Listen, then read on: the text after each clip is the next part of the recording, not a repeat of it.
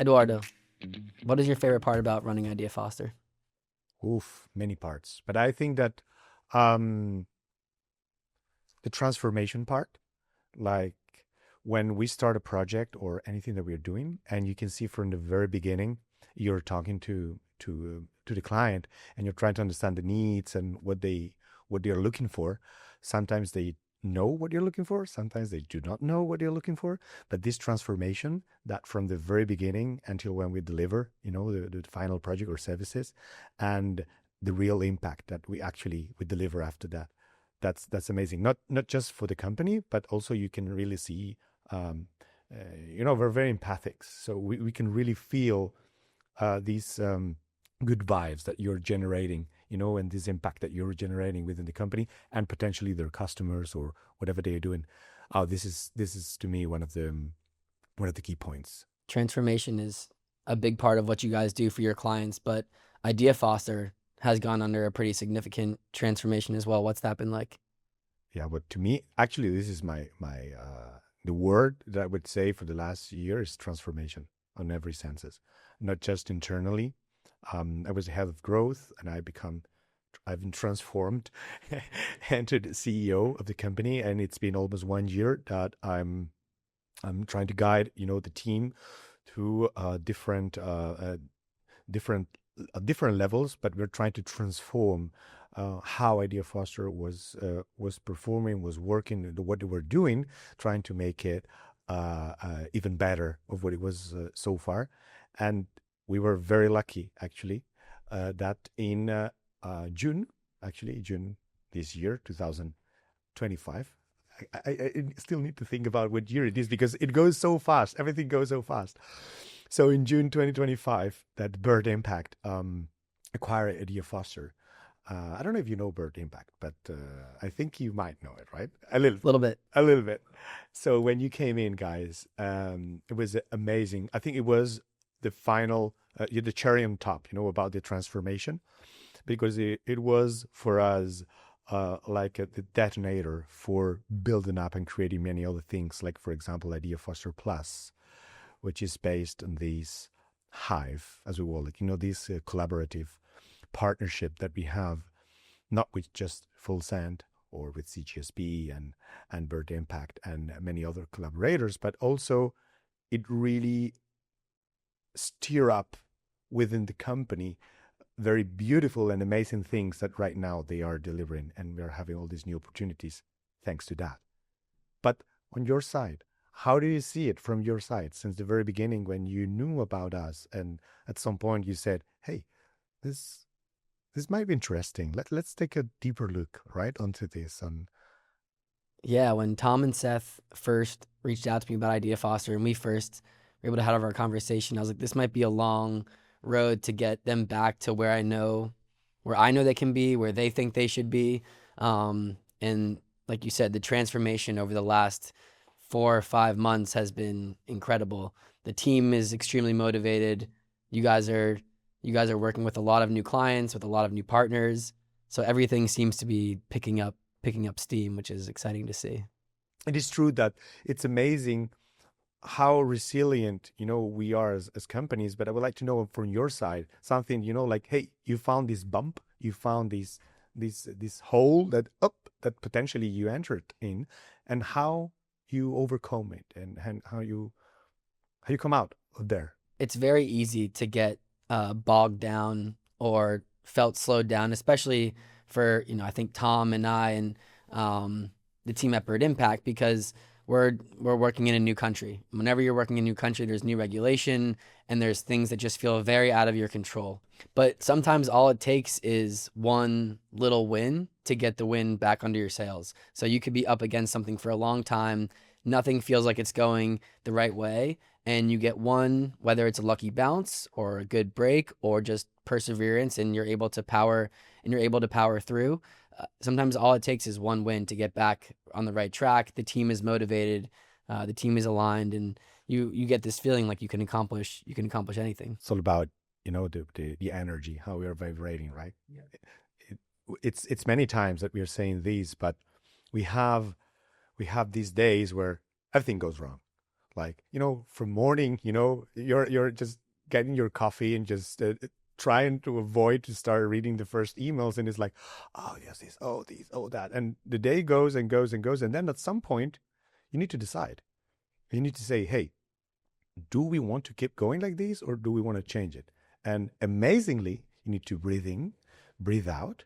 You need to say, okay, let's try to go, what we call it, quick wins, right? Quick wins. Let's go for quick wins. Let's say, okay, what we can do. Can we do this right now? Yes, we can do it. We cannot sort it out, but it's important. Trying to go a little bit with the matrix, right? Like urgent, no, not urgent, important. Trying to delegate and trying to make it happen, because there are so many things that comes, and sometimes at once, and sometimes not good things that come at once, that you really need to understand how to. Especially in a business where, right, an agency or consultancy, studio, whatever you want to call it, right? You have problems internally that you need to be always, who are we going to put on this project? Do we have enough time to pick up this work? And then there are our clients' problems, right? Which are generally more important, things that need to be solved immediately. And because we have clients in, the government industry, clients in public sectors, clients in private sectors, the problems are so wide ranging, right? You'll have a problem that you're reading about when you're having your first coffee in the morning with this client, then you'll have a problem. So it's very easy to get bogged down when the problems start stacking. But like you said, just solving things quickly, finding the right people to solve the right problems, it can be very motivating for the team. Also because of this concept that we have, the fact that we are working, in Europe, and we are also LATAM, we are in the United States.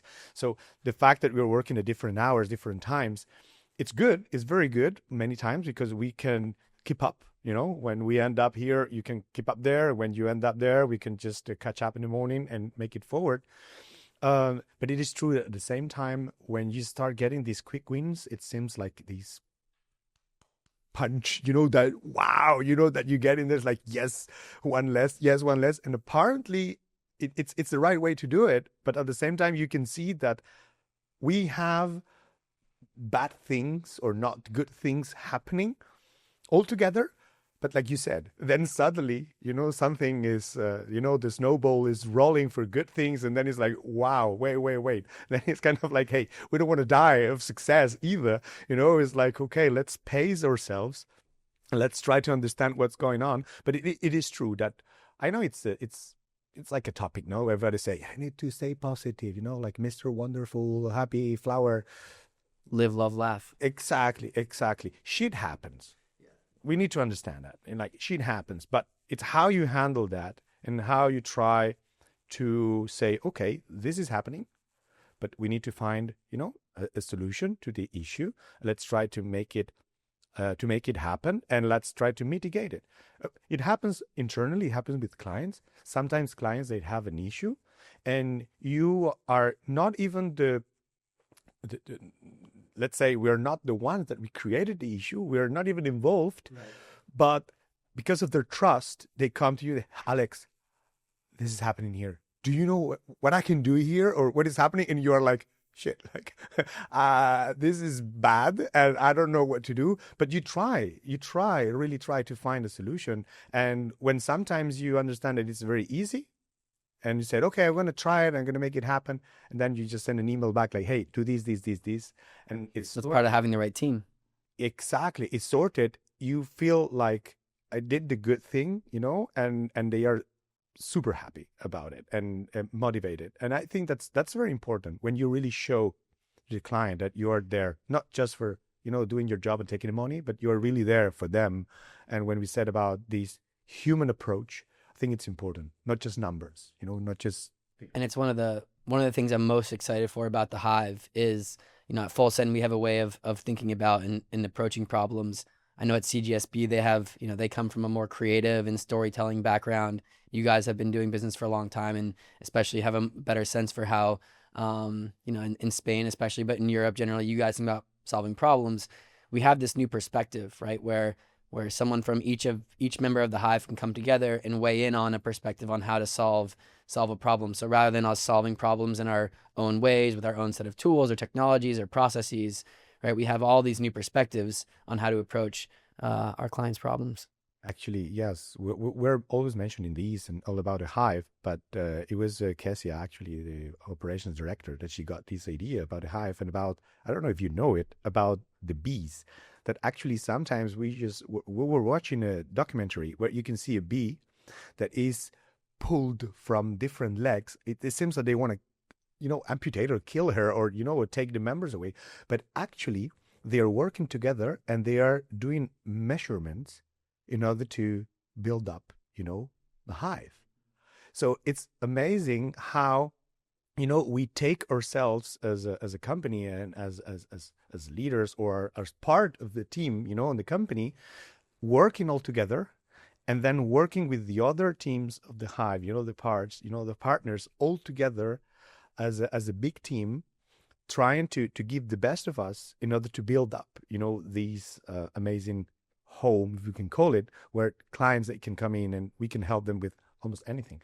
Actually, that's the most exciting part. That you come with Yeah, a problem. there's no You problem come with we really we can't come solve with a them. problem, and whenever we are saying, yeah, no, but we did this or we can do that, and we have this and we have that, and technology, I think, is centered right in the middle of all this. I mean, what do you think about it? Like, technology part, it's centered. Then we will go for the human part. But what would you say about Yeah, technology, and problems in general? there's I mean, technology is amazing. I think if you look at every major human achievement over time, technology has been the driving force between what's enhanced us as a civilization. And not every technology is going to move us forward in a linear fashion, right? Some technologies start out being good and then they can be used for bad, and right, similar to technologies that maybe started out being not used for great things, end up getting us to a place we need to go. But I think if you look at all the major problems that humans have faced over time, technology has been the driving force that's got us there. And I think,